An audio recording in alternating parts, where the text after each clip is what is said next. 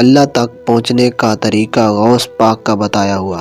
حضرت شیخ عبد القادر جیلانی رحمۃ اللہ علیہ فرماتے ہیں کہ اللہ تک پہنچنا اور اس کا قرب حاصل کرنا صرف اسی کی توفیق سے ممکن ہے۔ اللہ تک پہنچنے کا مطلب یہ ہے کہ انسان دنیا کی محبت، نفسانی خواہشات اور لوگوں پر ضرورت سے زیادہ انحصار چھوڑ دے اور اپنی مرضی کو اللہ کی مرضی کے تابع کر دے، یہاں تک کہ اس کی ہر حرکت اور ہر کام اللہ کی رضا کے مطابق ہو جائے۔ جب انسان اپنی انا یعنی میں کو ختم کر دیتا ہے اور اپنی خواہش کو اللہ کی خواہش میں شامل کر دیتا ہے تو یہی اصل میں اللہ کے قریب ہونے کی نشانی ہے۔ لیکن اللہ تک پہنچنا ایسا نہیں جیسا کسی دنیاوی شخص کے پاس پہنچنا۔ اللہ کسی کے مشابہ نہیں، وہ سب کچھ دیکھتا ہے اور سنتا ہے، مگر اس کی مثال کسی مخلوق سے نہیں دی جا سکتی۔ اس کی قدرت اور اس کی ذات انسانی عقل سے بلند ہے۔ اس لیے اللہ تک پہنچنے کی اصل حقیقت وہی لوگ سمجھ سکتے ہیں جو اس مقام تک پہنچ چکے ہوتے ہیں۔ جو لوگ اللہ کے قریب ہو جاتے ہیں وہ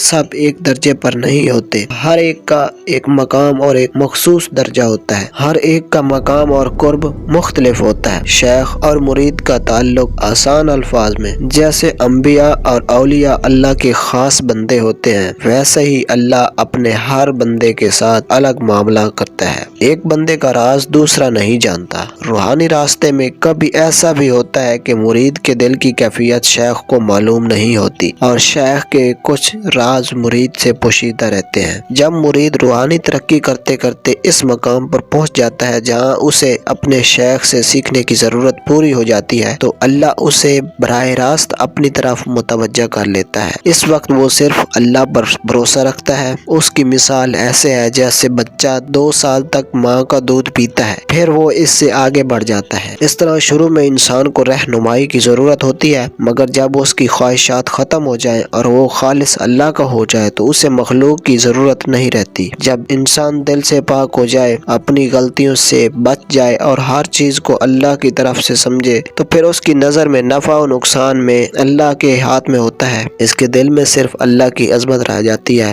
دنیا اور آخرت کی حقیقت۔ جب انسان کو یقین ہو جائے کہ نفع و نقصان، عزت و ذلت سب کچھ اللہ کے اختیار میں ہے تو پھر اسے دنیا کے فتنوں سے بچنا، اسے چاہیے کہ وہ اللہ کی اطاعت میں مصروف رہے اور دنیا اور آخرت کی مخلوق پر بھروسہ کرنے کی بجائے اللہ پر بھروسہ کرے۔ مثال کے طور پر ایک بہت بڑا بادشاہ جس کے پاس فوج، وزیر، طاقت اور حکومت سب کچھ ہو تو کیا کوئی عقل مند شخص اس کے مقابلے میں کسی کمزور انسان پر بھروسہ کرے گا یا کسی کمزور انسان سے دوستی کرے گا؟ نہیں۔ تو پھر اللہ سے بڑھ کر کون ہے؟ نہ اس کی کوئی مثال ہے، نہ اس جیسا کوئی ہے۔ وہ سب سے بڑا ہے، وہ سب پر قادر ہے۔ دنیا کی زندگی عارضی ہے، اس میں لذتیں بھی ہیں لیکن ساتھ مشکلات اور آزمائشیں بھی ہیں۔ مومن ایمان والا شخص دنیا کی آسائشوں میں گم نہیں ہوتا بلکہ آخرت کو یاد رکھتا ہے۔ نبی کریم خاتم النبیین صلی اللہ علیہ وآلہ وسلم نے فرمایا، دنیا مومن کے لیے قید خانہ ہے اور کافر کے لیے جنت۔ یعنی مومن اپنی خواہشات کو قابو میں رکھتا ہے جبکہ آخرت میں اسے اصل آرام ملے گا۔ اصل خوشی اور سکون اسی میں ہے کہ انسان اللہ کی طرف رجوع کرے اور اسی کی اطاعت کرے اور اپنے آپ کو اس کے حوالے کر دے۔ جب تک انسان دنیا کی غلامی سے آزاد نہیں ہوتا وہ حقیقی سکون حاصل نہیں کر سکتا۔ والسلام۔